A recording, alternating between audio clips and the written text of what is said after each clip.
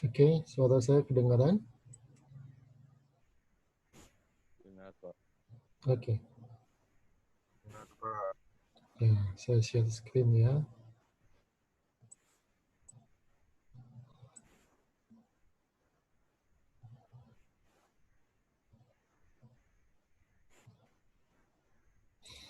Oke, hari ini kita bicara tentang aspek legal atau aspek hukum ya secara general. Karena textbook atau PPT yang kita pakai adalah berasal dari luar negeri, dia akan banyak bicara tentang uh, pasal-pasal atau regulasi yang ada di luar negeri juga. Ya, jadi akan saya adaptasi mana yang kira-kira penting bagi kita. Tapi pada intinya baik di luar negeri, di negara-negara lain, negara-negara industri maju maupun di negara kita di Indonesia, aspek ketenaga kerjaan itu pada dasarnya diatur secara ketat. Ya, di Indonesia itu ada Kemenaker, Kementerian Tenaga Kerja, dan ada Undang-Undang Ketenagakerjaan, dan itu levelnya undang-undang ya saudara. Jadi undang-undang itu di atasnya peraturan menteri, ya. Undang-undang itu diajukan oleh presiden dan disetujui oleh DPR. Kalau salah satu saja tidak mau, artinya misalnya presiden tidak mau mengajukan, maka dia tidak akan bisa jadi undang-undang. Begitu pula kalau presiden mengajukan, tetapi DPR tidak menyetujuinya, dia juga tidak akan bisa menjadi undang-undang. Nah, di kita ada undang-undang tentang ketenagakerjaan, nah itu mengatur tentang bagaimana hubungan antara perusahaan dengan karyawannya. Ya, misalnya berapa lama karyawan itu boleh dikontrak, berapa lama dia dalam masa percobaan. Kalau dia diangkat tetap, kemudian di PHK, bagaimana aturan pesangonnya. Nah, itu sebenarnya ada ya. Jadi karyawan itu misalnya kalau dia sudah karyawan tetap ya tidak boleh diberhentikan dengan seenaknya. Ada konsekuensi, perusahaan harus membayar pesangon misalnya. Atau kalau dia karyawan kontrak ya selama kontraknya masih berjalan dia nggak boleh di stop dengan kontraknya dengan semau gue gitu ya. Ada konsekuensi bagi perusahaan. Apalagi kalau karyawannya nanti menuntut di pengadilan, nah itu bisa rame gitu ya. Dan memberi dampak buruk pada image atau reputasi perusahaan. Nah, kemudian yang berkembang belakangan adalah tentang undang-undang omnibus law ya, atau undang-undang sapu jagat ya. Lebih tepatnya rancangan undang-undang RUU ya, karena dia belum diundang-undangkan, belum dibahas di DPR, sudah diajukan oleh presiden gitu ya. Yang mana rancangan undang-undang atau RUU omnibus law ini menimbulkan kontroversi khususnya dari aspek ketenagakerjaan karena dia seolah-olah mempermudah perusahaan untuk bisa terus-menerus misalnya mengontrak karyawan tanpa mengangkat karyawan itu menjadi karyawan tetap. Kemudian juga seperti mengurangi hak-hak pesangon karyawan. Ya, walaupun di situ ada tambahan-tambahan gimmick atau pemanis seperti misalnya bonus dan lain-lain yang diajukan di dalam peraturan atau regulasi omnibus law itu yang sekarang mungkin ketunda pembahasannya dengan DPR karena terjadi pandemi COVID ini ya, walaupun sempat apa itu masa atau organisasi buruh sempat mengancam akan berdemonstrasi pada besok 30 April untuk menentang omnibus law ini gitu ya. Saya belum lihat detail pasal-pasalnya, tapi yang saya baca di media seperti itu. Sebenarnya tujuan omnibus law ini bukan khusus untuk mengatur sektor tenaga kerjaan, tapi tujuan besarnya adalah bagaimana membuat investor itu tertarik dan mudah berinvestasi di Indonesia sehingga ujungnya akan mampu menyerap banyak tenaga kerja. Sebenarnya itu yang diinginkan, gitu ya. Tapi tentu saja aspek investasi oleh pengusaha itu kan pasti melibatkan ketenagakerjaan. Nah, makanya undang-undang itu tentang ketenagakerjaan itu coba direview lagi, dan itu menimbulkan pro kontra gitu ya. Ada yang setuju, ada yang tidak, baik di kalangan pekerja maupun di kalangan pengusaha. Ya. Nah, jadi sehingga aspek hukum ini menjadi sangat penting. Ya. Juga ketika Anda bekerja pun, Anda akan menandatangani kontrak, ada surat pengangkatan sebagai karyawan tetap dan sebagainya. Itu semua bagian dari aspek hukum, ya, legalitas Anda bekerja di suatu perusahaan. Ya, dan itu penting, ya.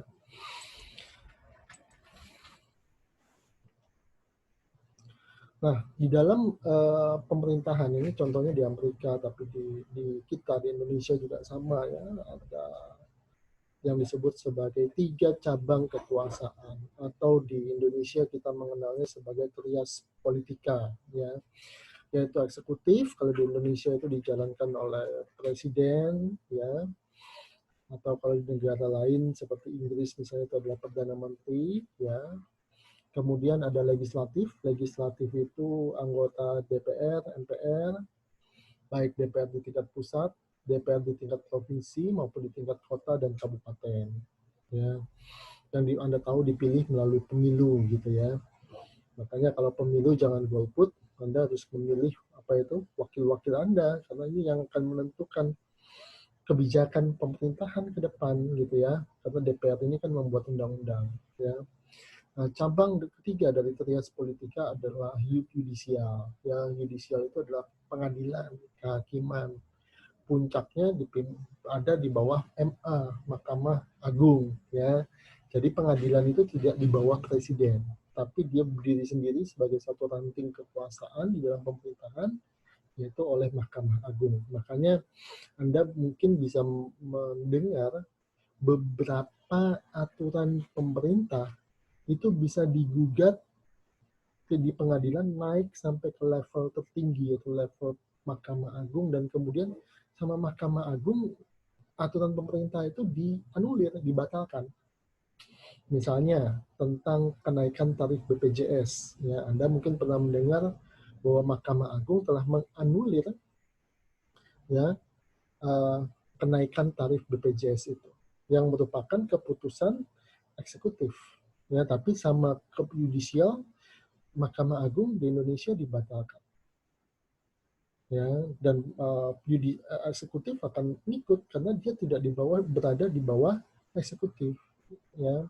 Pengadilan Mahkamah Agung itu kekuasaan tersendiri, tidak di bawah presiden, tidak di bawah eksekutif. Yang berada di bawah eksekutif itu adalah kepolisian, TNI, tentara, dan kejaksaan. Itu yang berada di bawah presiden. Ya, tapi kalau pengadilan, kehakiman, yudisial, Mahkamah Agung itu tidak berada di bawah presiden. Ya, ini yang Anda harus tahu. Dan di Indonesia juga menganut sistem yang seperti ini. Ya. Nah, kemudian di dalam aspek hukum dari ketenagakerjaan itu ada yang disebut sebagai equal employment opportunity. Ya, jadi perusahaan pemerintah harus memastikan bahwa setiap orang itu memiliki kesempatan kerja yang sama untuk dipekerjakan. Ya, tidak melihat pada rasnya, warna kulitnya, agamanya, jenis kelaminnya, atau asalnya dari mana. Nah, seharusnya seperti itu, gitu ya.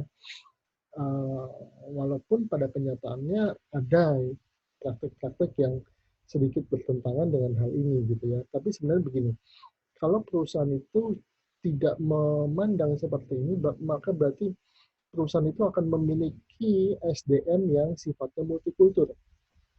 Nah, SDM yang sifatnya multikultur biasanya akan mampu membuat perusahaan itu lebih adaptable, lebih beradaptasi dengan lingkungan bisnisnya, karena dia punya orang dari berbagai latar belakang yang nanti pada gilirannya akan bisa menimbulkan image positif di masyarakat dan mampu melayani masyarakat atau customer-nya dengan baik karena dia punya orang-orang dari berbagai kalangan latar belakang karyawannya itu ya.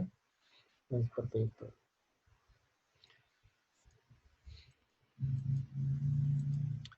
Ini undang-undang di Amerika, ya, kalau di kita undang-undang ketenagakerjaan gitu ya. Oke, kemudian ada undang-undang dasar ya yang menyangkut hak-hak paling dasar ya, jadi bahwa setiap orang dijamin oleh negara dan seterusnya ada di dalam undang-undang dasar kita ya. Oke.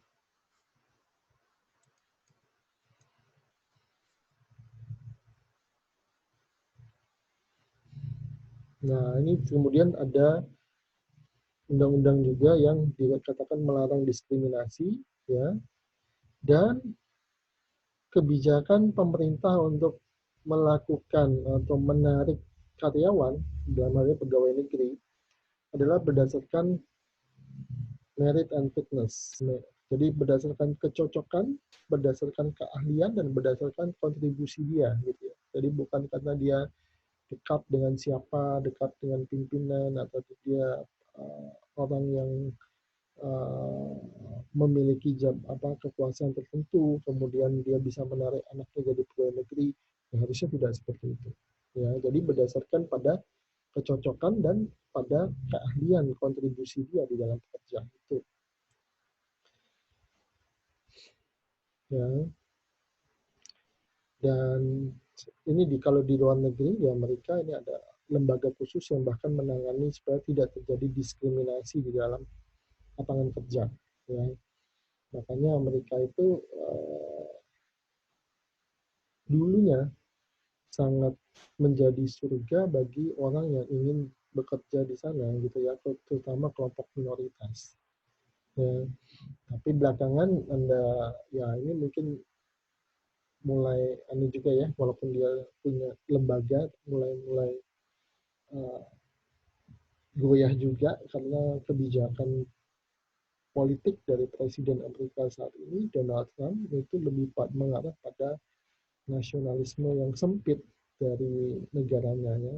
Bring Amerika Great Again itu diterjemahkan sebagai apa, membawa warga kulit putih kembali pada kejayaannya semula, sehingga ia menimbulkan ekses atau imbas terhadap terjadinya diskriminasi terhadap kelompok warga masyarakat Amerika yang lain. Tapi sebenarnya secara basic laws, aturan, Amerika ini sudah punya undang-undang dan perangkat dan lembaga dan institusi yang lengkap untuk terjadinya kesetaraan di dalam kesempatan kerja, gitu ya.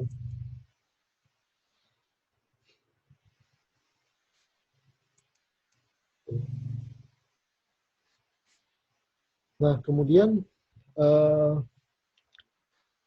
ada 3 tanggung jawab utama terkait dengan kesetaraan kesempatan kerja. Yang pertama dikatakan harus memecahkan atau resolve komplain-komplain atau aduan-aduan yang terkait dengan diskriminasi di tempat kerja.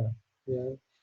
Kalau di kita ada Kementerian Tenaga Kerja dan mereka punya aparat mulai dari pusat, kota, provinsi sampai kota dan kabupaten yang ada bagian hubungan industrialnya, gitu ya, yang menangani sengketa industrial, sengketa karyawan, sengketa perburuhan dengan perusahaan.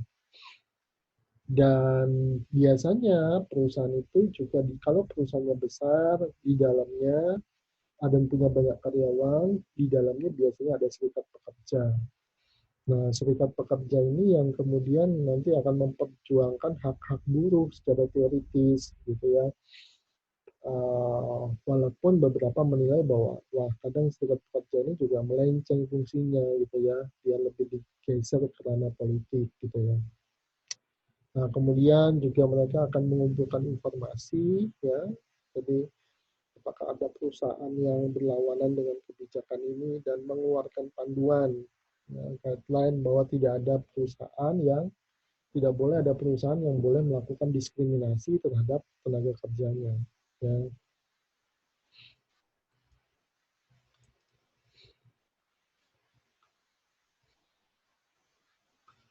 Nah, kemudian ini ada tipe-tipe diskriminasi, ya. Ini macam-macam diskriminasi, misalnya disparate treatment, ya. Disparate treatment ini dikatakan terjadi ketika pekerja secara individu di dalam karyawan itu dalam situasi kerja yang serupa diperlakukan secara berbeda karena dia punya identitas yang berbeda, warna kulit, ras, agama, jenis kelamin, asal kebangsaan, ya, usia, atau karena dia punya status khusus sebagai penyandang disabilitas, ya, tuna apa gitu ya. Nah, itu namanya disparate treatment gitu ya, dan itu harusnya tidak boleh. Ya, tidak boleh. Kalau di kita kadang ada yang seperti itu ya, tapi tidak secara vulgar biasanya ya, tidak secara terang-terangan gitu ya, tapi masih ada kalau di kita seperti itu. Nah, kemudian ada yang disebut sebagai disparate impact juga ya. Disparate impact ini terjadi ketika terjadi praktek pengecualian terhadap kelompok yang dilindungi ya, kelompok minoritas dan sebagainya dari peluang kerja ya. Jadi dikecualikan. Misalnya yang melamar itu orang yang punya disabilitas atau kelemahan tertentu pada fisiknya gitu ya. Dia melamar kemudian ketahuan dia punya disabilitas akhirnya tidak diterima. Nah, itu harusnya tidak boleh. Harusnya dia punya kesempatan kerja yang sama gitu ya. Sepanjang apa? Sepanjang kelemahan fisiknya itu tidak mengganggu kemampuan dia dalam bekerja. Harusnya itu tidak boleh didiskriminasi. Ya, sepanjang kelemahan fisiknya itu tidak mengganggu ke apa itu kemampuan dia dalam bekerja. Ya, malah seringkali orang yang punya disabilitas itu dia punya kemampuan semangat kerja yang lebih kuat loh, lebih tekun, lebih telaten. Kenapa? Karena dalam praktek kerja sehari-hari, ya dia sudah sering didiskriminasi. Jadi ketika Anda menerima orang dengan disabilitas itu sebagai pengusaha, ya dia akan lebih bersyukur gitu ya, dan akan lebih menjalankan pekerjaannya dengan lebih baik bahkan dibandingkan dengan orang yang normal, ya. Nah, kira-kira seperti itu. Saya tidak memantau chat ya. Kalau ada pertanyaan, silakan Anda langsung tanya ke saya. Oops. Nah, kemudian ada reasonable accommodation, ini dikatakan mewajibkan bagi pengusaha, employer ini pengusaha, untuk melakukan sesuatu untuk mengakomodasi, ya, menerima tenaga kerja yang punya apa itu disabilitas atau kekurangan tertentu, ya, juga menerima tenaga kerja dari kelompok-kelompok tertentu yang minoritas, ya. Minoritas ini ya, tapi anu ya, kalau di dalam konteks ini kan harus dua. Kalau dalam konteks Indonesia ya menjadi relatif, tergantung Anda posisinya di mana ya. Minoritas dan mayoritas itu kan bicara soal jumlah ya. Posisi Anda di mana? Ya, yang karena wilayah-wilayah di Indonesia maupun perusahaan-perusahaan di Indonesia ini sangat beragam ya, enggak, jadi tidak mesti yang mayoritas secara umum di Indonesia dia akan terus mayoritas di semua tempat gitu ya, karena ada kasus-kasus yang situasional di situ. Oke.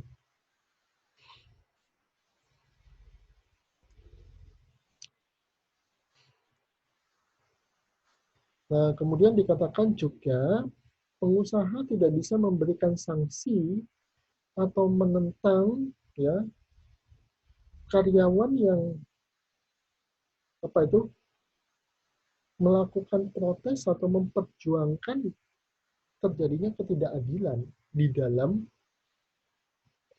perusahaan mereka, terutama terhadap praktek-praktek diskriminasi tadi ya. Jadi secara teori harusnya seperti itu. Ya.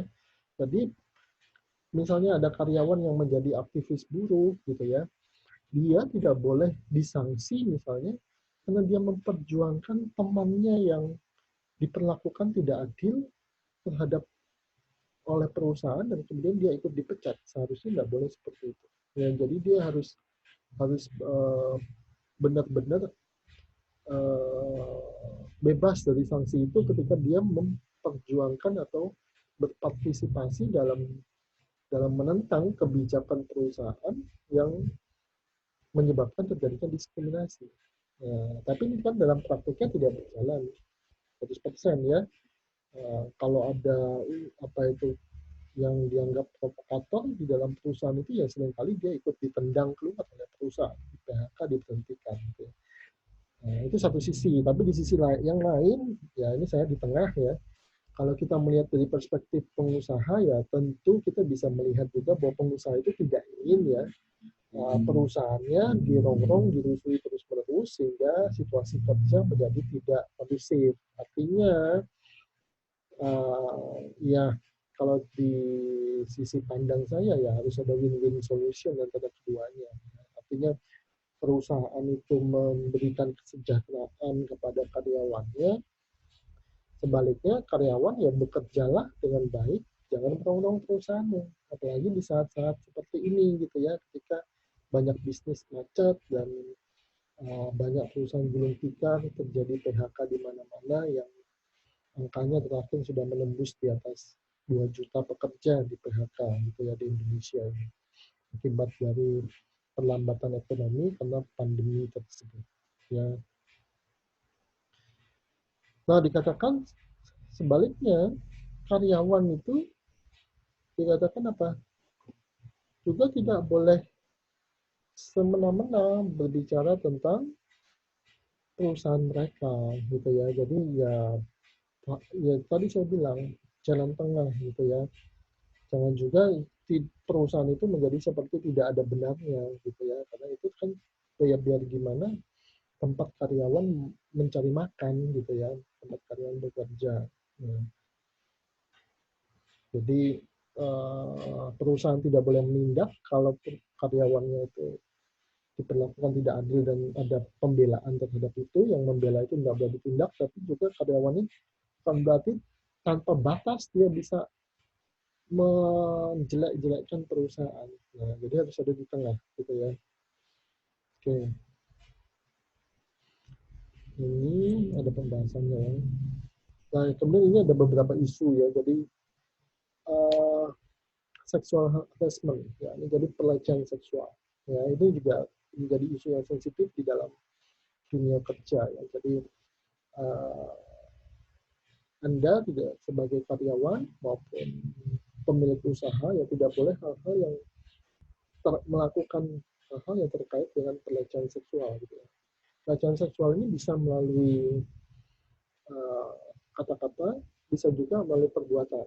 Ya, jadi tidak harus hanya secara fisik, tapi secara kata-kata juga bisa gitu ya. Dan makanya hati-hati ya. Kadang bercanda gitu ya maksudnya, tapi kemudian dimaknai sebagai suatu pelecehan gitu ya. Nah itu harus hati-hati situ. Oke.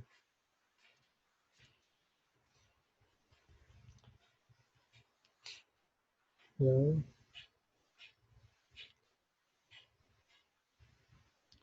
Nah kemudian dikatakan kondisi yang kritikal untuk pelecehan seksual itu dikatakan dia terjadi pada kasus-kasus yang parah, ya. Dan pengadilan itu dikatakan harus menentukan, melihat, ya, apakah organisasi atau perusahaan juga bertanggung jawab atas perilaku karyawannya itu. Ya, misalnya seperti terjadi pembiaran oleh perusahaan atas pelecehan seksual itu, atau perusahaan membuat kondisi-kondisi tertentu di dalam lingkungan kerjanya di perusahaan yang memudahkan terjadinya pelecehan seksual tersebut, gitu ya. Nah, itu harus diperhatikan. Ya. Nah, perusahaan harus melakukan langkah-langkah pencegahan terjadinya pelecehan seksual, misalnya ada kebijakan untuk menentang, melawan pelecehan seksual itu. Ya. Kemudian dilatih dalam tindakan-tindakan yang jadi melatih karyawan supaya tidak bertindak yang tidak sesuai dengan etika dan norma. Ya, saya pernah melihat di kantornya Gojek itu, Gojek atau Grab saya lupa ya. Itu begitu saya masuk kantornya, itu saya melihat ada semacam banner atau spanduk di dalam kantornya itu yang berisikan poin-poin di mana sopir Gojek atau Grab itu harus bertindak mematuhi norma-norma tertentu, jangan ini, jangan itu, harus melakukan ini, harus melakukan itu. Jadi dalam poin-poinnya supaya mereka tidak terjerat atau tidak terikut atau terlibat dalam tindakan yang bisa dikaitkan dengan pelecehan seksual. Nah, ini kan termasuk training gitu ya, ada training di situ. Ya. Kemudian ada perusahaan bisa membuat mekanisme pelaporan gitu ya. Jadi kalau terjadi sesuatu yang negatif bagaimana, dan kemudian ada kebijakan disiplin ya. Jadi kalau yang melakukan ini ada sanksinya dari perusahaan. Mungkin mulai teguran lisan, teguran tertulis hingga sanksi sampai dia bisa dipecat gitu ya.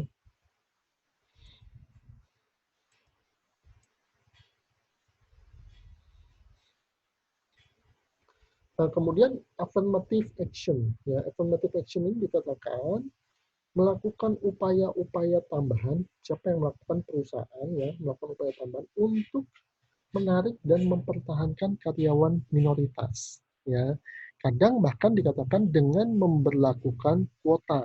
Ya, jadi ada kuota tertentu yang diberikan kepada kelompok-kelompok minoritas ini, gitu ya. Minoritas ini bisa berbagai aspek ya, jangan bicara soal suku atau agama saja, tapi seperti saya bilang tadi, kelompok penyandang disabilitas misalnya, kelompok perempuan gitu ya, kelompok yang sudah berusia senior. Kalau di Indonesia kan ini belum terlalu diperhatikan ya, misalnya ada discrimination terhadap pembatasan usia. Anda kalau lihat lowongan-lowongan kerja itu biasanya mensyaratkan usia maksimum sekian. Nah, seharusnya itu bisa dipertanyakan, apa ini nggak termasuk discrimination, membatasi usia karyawan yang masuk gitu ya. Sepanjang itu tidak berkorelasi dengan performance kinerja, harusnya nggak bisa seperti itu. Karena kalau kita lihat di negara-negara luar, ya seperti Jepang, Singapura dan sebagainya, karena tuntutan ekonomi dan struktur demografi dari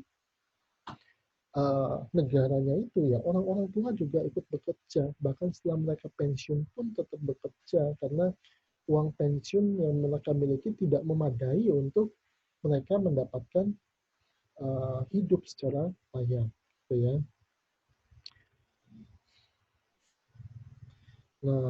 Nah, biasanya ini juga termasuk pada putra daerah, gitu ya, tuntutan untuk mempekerjakan putra daerah. Ya, jadi kalau perusahaan itu buka tempat, buka pabrik atau cabang atau apa, ada tuntutan untuk perusahaan itu juga menyertakan putra daerah di dalam mempekerjakan karyawan. Dan biasanya perusahaan itu akan mengakomodasi, tapi disesuaikan dengan lowongan kerja yang sesuai dengan perusahaannya dia, gitu ya. Jadi sesuai dengan skill, keahlian yang dimiliki oleh putra daerah tersebut.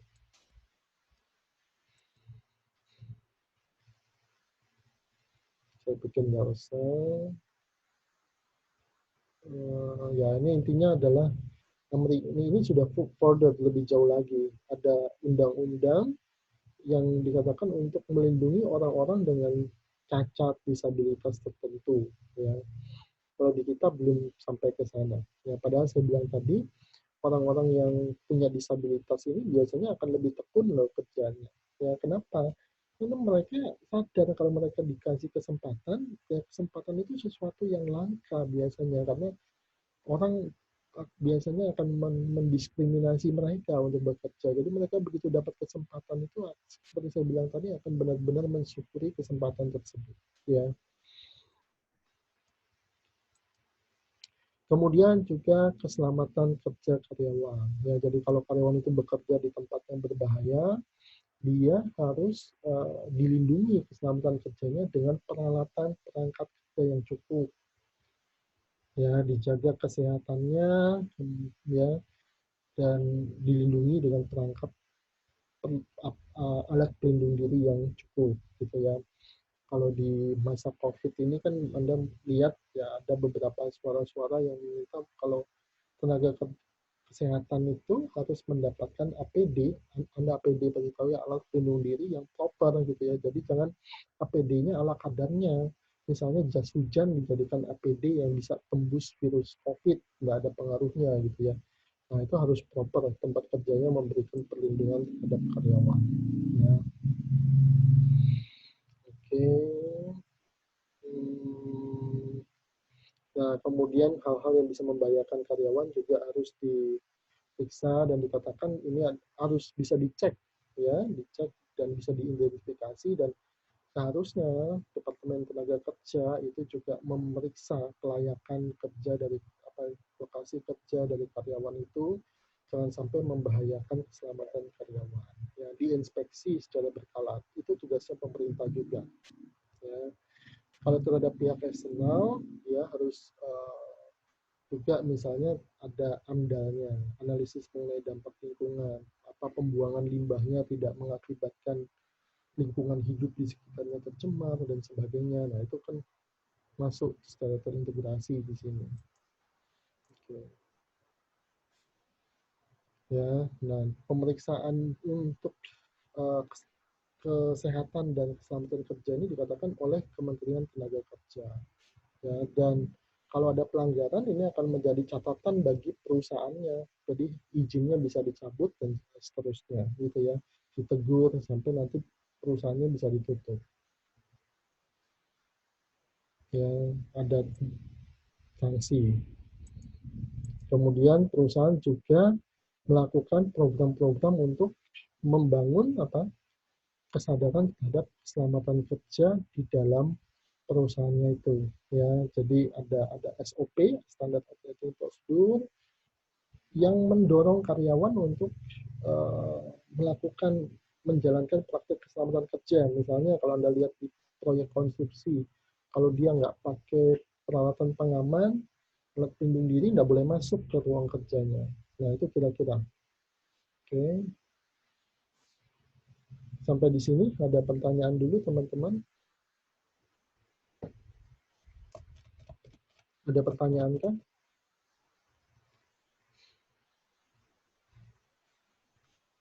Ya, kalau nggak ada, saya akhiri kuliahnya sampai di sini ya. Sampai ketemu lagi. Thank you.